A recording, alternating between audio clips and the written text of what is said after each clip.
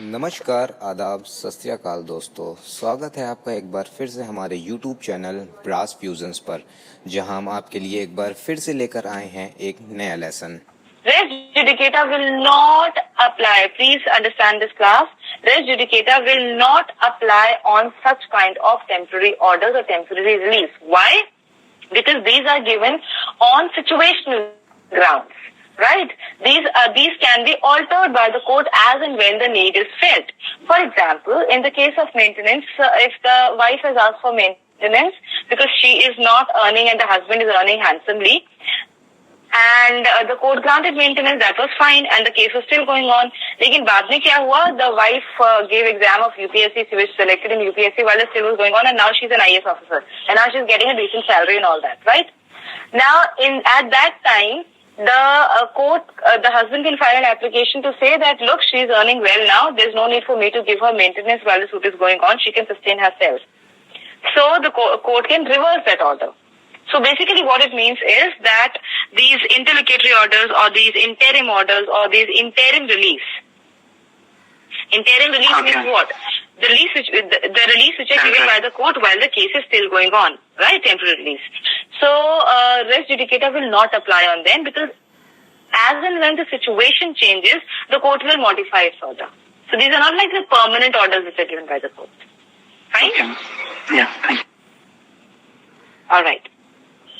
Now let me come to the explanation part. Explanation part says, the expression former suit shall denote a suit which has been decided prior to the suit in question, whether or not it was instituted prior thereto. Now what explanation 1 means? What explanation 1 basically means is that when we say if there is a decision which is given in a former suit within courts, then in such a case, the court will not have a jurisdiction to try this matter. Now, former suit का मतलब क्या होता है? Former suit basically means a suit which is decided prior to the subsequent suit. वो institute पहले हुआ हो या बाद में हुआ हो, that does not make a difference. Now here the question which should come from your side is, ma'am, आपने तो बताया था section 10 में if a suit is already pending, you cannot file a second suit. If you cannot file a second suit, तो एक matter पे 2 suit हो कैसे सकते हैं? Now in this case, the explanation is right. Now what I'm saying is that explanation 1 of section 11 basically says that if a suit has, the expression former suit shall denote a suit which has been decided prior to the suit in question, whether or not it was instituted prior thereto. Now what does this mean? This basically means that to apply res judicata, to apply section 11, there has to be a suit where the decision has been taken. And this suit is called as the former suit. Now this fact is immaterial that this former suit was instituted earlier or later. Right. Now the confusing part here can be, you can say, hey ma'am, we have section 10 and section 10 says that if a suit is already pending, you're not allowed to proceed with the second suit. So how can this situation arise कि जो suit आपने बाद में file किया उसका decision पहले आ गया? Are you getting the issue, class? Yes, ma'am. Yes. No, ma'am. Okay. So the reason why we can have this provision is, though, see, first of all, the application of section 10 has to be filed by the parties. The court will not suo moto take its cognizance, and how will the court find out if the matter is pending in some other court or not? So this application has to be filed by the party itself. So if a party is not filing in this application and the matter is going on in both the suits, then this is not an illegality per se. Secondly, it is not a strict bar. If the party knows कि ठीक है 2 जगह चल रहा है and the party decides no, there is no need of filing an application, चलने दो 2 जगह, it does not matter. जिसका decision पहले आएगा, that will be binding because we have this principle of res judicata, right? So even if the matter is going on in 2 courts and section 10 has not been used and the stay has not been made, that will not make the order of the court illegal. Till the time the court is having the jurisdiction to decide that matter, आप अगर दो court में साथ साथ भी case चल रहा है और किसी भी मैटर में केस का डिसीजन आ जाता है तो वो इलीगल नहीं होगा, वो बिल्कुल वैलिड डिसीजन होगा। और जिस कोर्ट का डिसीजन पहले आ जाता है that is going to act as res judicata on the other suit. Class, is this thing clear? मैं दोबारा से बताती हूँ, बिल्कुल अब तो आवाज should not be cracking. My voice is clear now class? Yes, ma'am. Now it's Class, write in the chat box. Is my voice clear? Okay.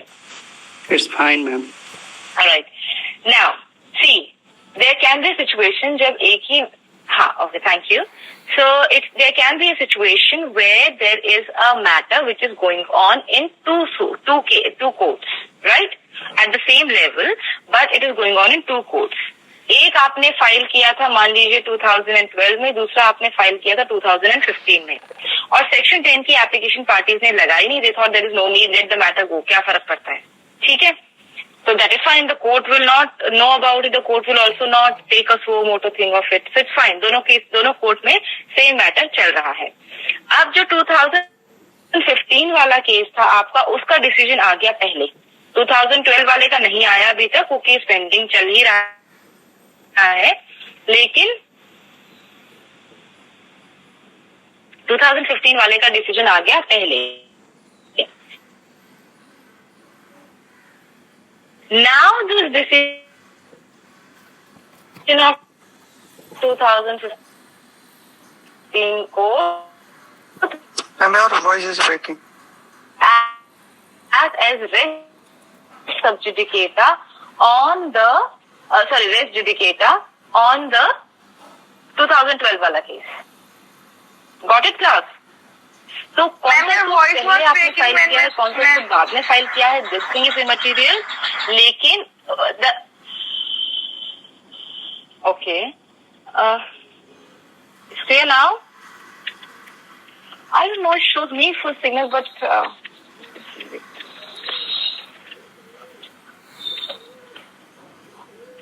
Okay just one.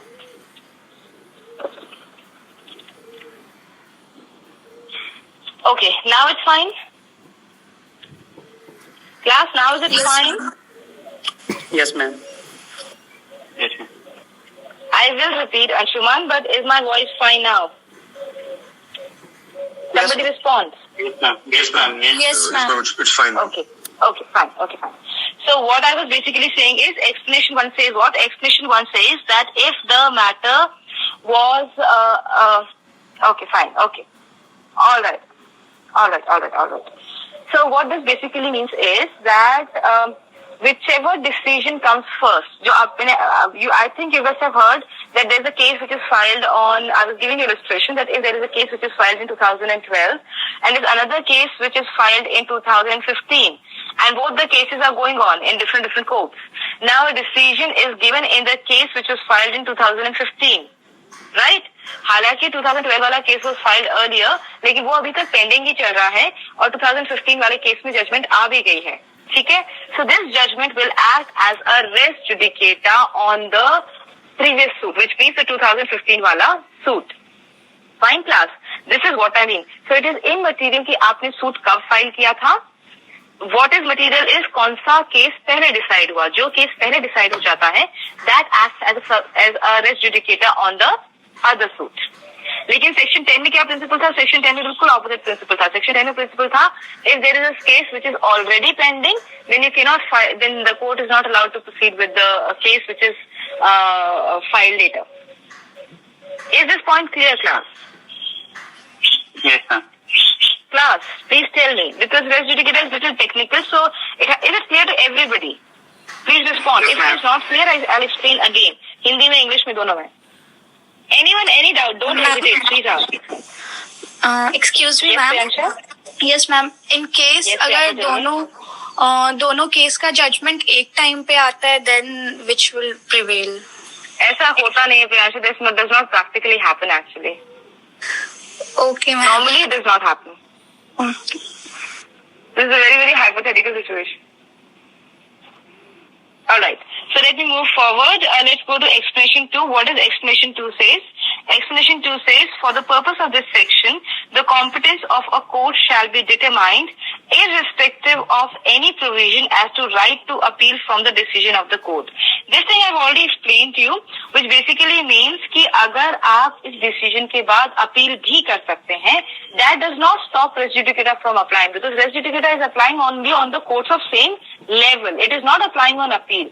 What I mean is that once, let's say, a district court has given a decision and the appeal lies to high court, तो आप ये नहीं कह सकते appeal में जाके no, district court has already given a decision, high court, you do not have a jurisdiction to decide and res judicata will apply.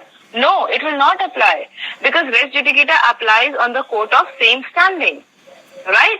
So, when we use the phrase heard and finally decided, what it actually means is that heard and finally decided for the purpose of this level of court, right? So you cannot go to the court of same level again. But appeal, of course, you can file. Fine, class? Now, let's go to the explanation 3. What does explanation 3 says? Explanation 3 says, the matter above referred to must in a formal suit have been alleged by one party and either denied or admitted expressly or impliedly by another. Which basically means, see, we have two concepts in res judicata which you must understand. Direct res judicata and constructive res judicata. Now, these are very important. In fact, the concept of constructive res judicata is extremely important. I plan to take it as a whole with order to rule 2 in the next class. That's tomorrow. Right? So, let's move on with these things, leaving constructive res judicata part. So, explanation 3 basically deals with the direct res judicata part, which basically means any issue matter which has been heard and finally decided in the former suit will act as a res judicata on the subsequent suit. Now, explanation 4 I am skipping because you can just write in front of explanation 4, it deals with constructive res judicata. And while I am skipping it is because it requires more explanation and it needs to be dealt separately, which I'll do it in the next class, that is tomorrow, right? So let's come to explanation 5. What does explanation 5 has to say? Explanation 5 says, any relief claimed in the plaint which is not expressly granted by the decree shall for the purpose of this section be deemed to have been refused. Now, what does this mean? This basically means that, see, whenever you file a plaint, there are certain ingredients that must be there in the plaint. And one of the things... Okay, wait.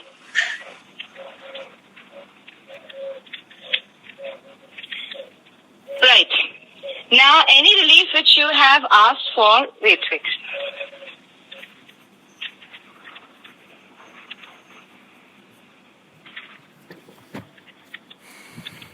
Alright. Now, section 5 basically, I was telling you about that whenever you file a plaint, there are certain things and certain reliefs that you ask for. Now, whatever relief you are asking for has to be written down in the plaint, right? Now, what is Rule 5 saying? Rule 5 is basically saying that if there is any relief means what? What is the remedy that you're asking from the court? What is that you want the court to give to you? Whether you want compensation or whether you want specific performance of contract, what is it that you want the court to do? That is what we mean by the remedy here. Okay. Now, in this section 5 this explanation 5 says that if there is any relief which has been asked in the plaint and the court has not said anything about it, right? Court ne ha bhi nahi kaha, na bhi nahi kaha, this means the relief has been denied by the court. So that's just the explanation part for you to understand the judgment properly. So any relief which has been asked but asked and not given, which means it has been denied. Now, explanation 6. Explanation 6 basically deals with the concept of representative suits.